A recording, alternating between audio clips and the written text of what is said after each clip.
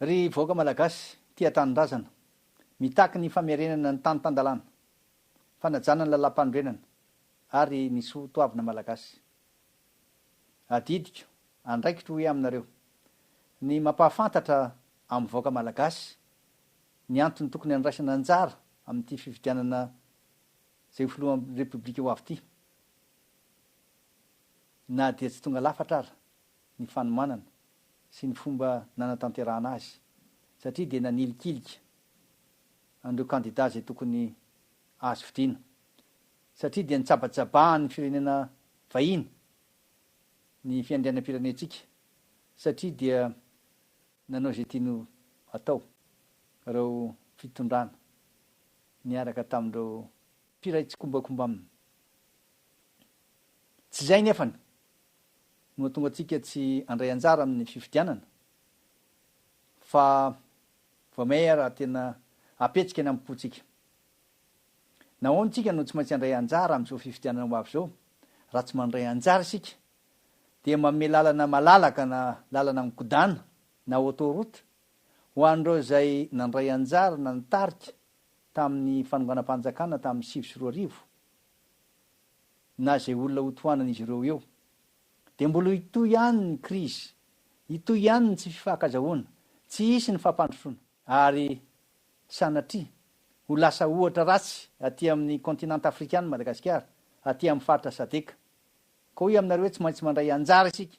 fanampitsika no andresy amin'ity fifidianana ity koa dia toany ary docteur Robinson Jean Louis fa izy no hitako ary fantatro fa mety havita ny asa filohan'ny republika azy mahatoky aho mino aho fa hay asa miaraka aminy tsika mahatoky aho mino aho fa anampy atsika amin'ny partenaire zay mpiara-miasa amintsika mpiara-mimbonantoka mpamatsy vola nahoana miteny zany intelo any niona taminy ary nanontany ny voaka malagasy na ny olona zay azoko anontanina na nytany andreo mpamatsy vola tapakary ny hevitra fa hotoanana izy ary efa manohana dia tsy hoe manohana fotsiny amin'ny fitaovana fa tena manohana tanteraka ny mahalany azy ao arinany mahalany azy miasa miaraka ary mila vokatra songadina isika mamarana zao fahasairana voaka zao mamarana zao krizy zay nipoitra tamin'ny 2024 zao ry voaka malagasy miteny an'izany aminareo aho tsy sanatriavo mivava sora tena toy ny voatango fa miteny an'izany aminareo aho satria mahalala mahafantatra ny zava-misy tsy ho adiny ny voaka malagasy mihitsy akory ny fahorinana angidy ny ainana andritran'izay efitaona sy tapan'izay ary tsy ho adinindreo firenena ty Afrika ny nanjoa Madagasikara ary ho lasa ohatra ratsy Madagasikara ratsy mitandrina isika tsy anaiky an'izany tsika hoe aminareo tsy anaiky an'izany tsika ny toerana misy an'ny Madagasikara amin'izao fotoana izao dia tena ao anatin'ny fahasairana tanteraka fahantrana tanteraka amety marika aminareo ny ahy dia jereo tsara eno tsara nanao an'ity asy ty aho niaraka tamindreo mpamatsy vola niaraka tamindreo mpiara-mimbonantoka amintsika fa marina io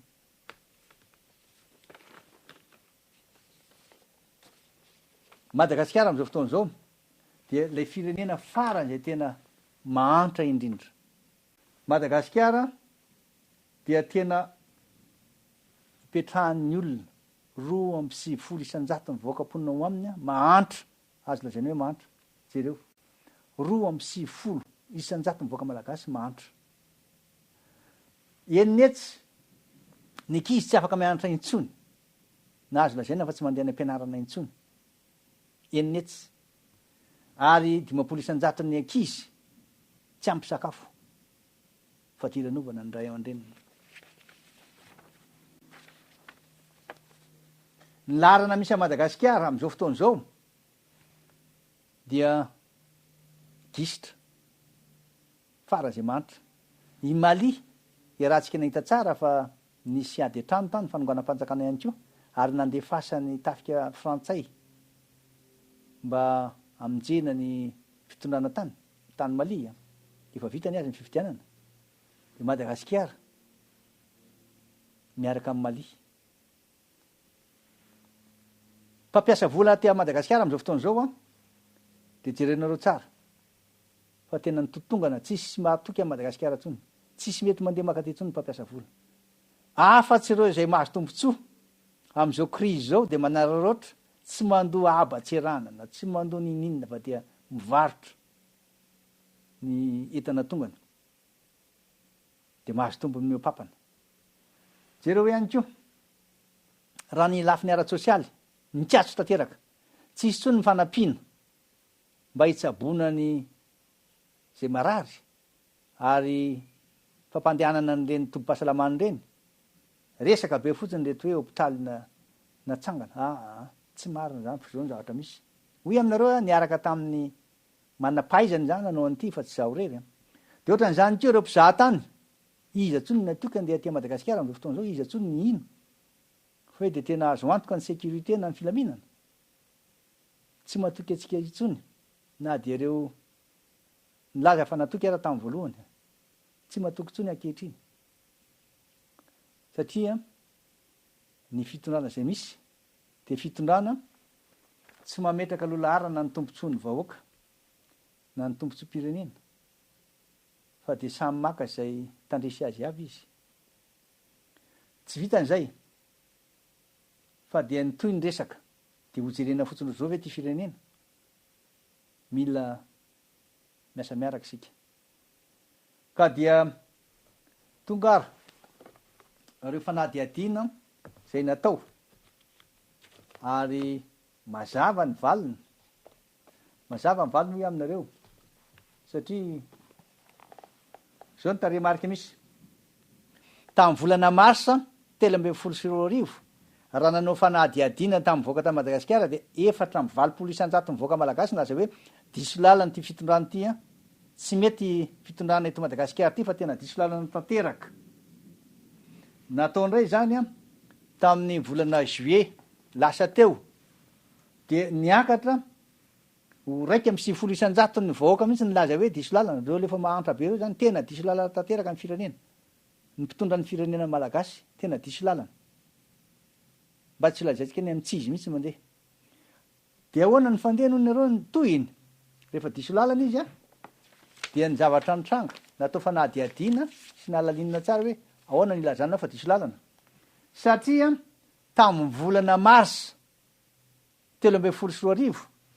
raha nilaza zareo fa hoe misy 3 isan-jato ny milaza fa hoe manan-karena na mba manana, dia ny 12 isan-jato ny vahoaka malagasy nilaza hoe azo lazainy zay fa mbola afaka miaina tsara. Tonga tamin'ny volana juillet nanontaniana izy ireo 2 isan-jato sisa nilaza hoe tena loso ty.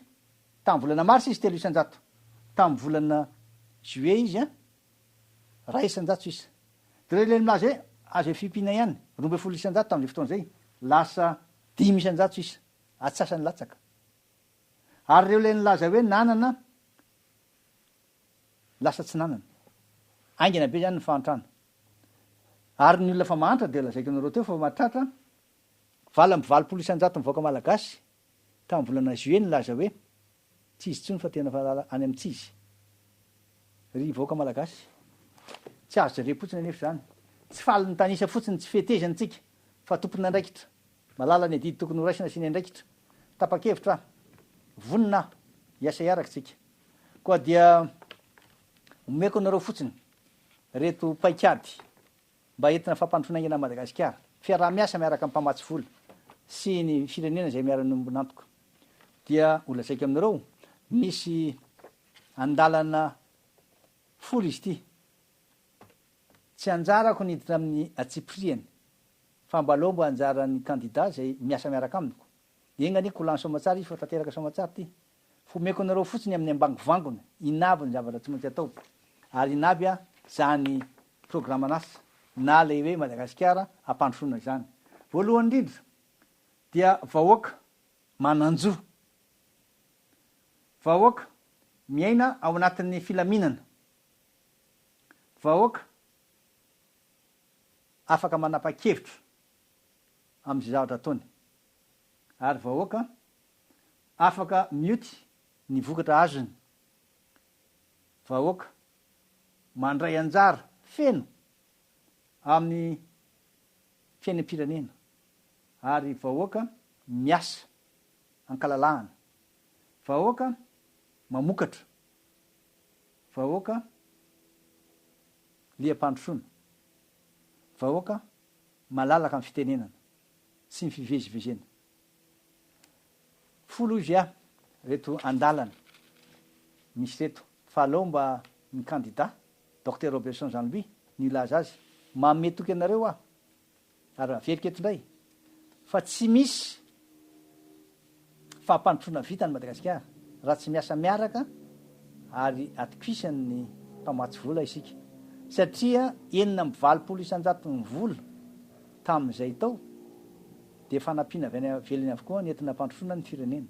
Am'izao fotoan'izao de tsy fantatro tsona fa 100 isan-jato angambany asa sisy zay vola tavela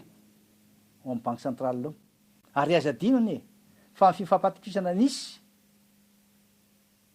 tamiko sy tamin'ireo mpamatsy vola no nanafoanana tanteraka ny trosan'ny Madagasikara koa dia apetraka amintsika ny safidy. Anjarantsika ary zany mandeha mifidy, anjarantsika ny mampandany any docteur Robinson Jean-Louis raha tiatsika ny amarana zao fahasairanana ara-politika, fahasairanana ara-ekonomika ary fahasairanana ara-sosialy zao. Manantena fa ho tanteraka tokoa ny faniritsika rehetra, ny fikasantsika rehetra, ary mba hiaina toy ny olona rehetra alalaka am'izay ny voaka malagasy. Aza manary toky, manana fanantenana, mifalia mandrakariva, satria momba antsika Andriamanitra, momba Madagasikara izy. Samy teny Andriamanitra.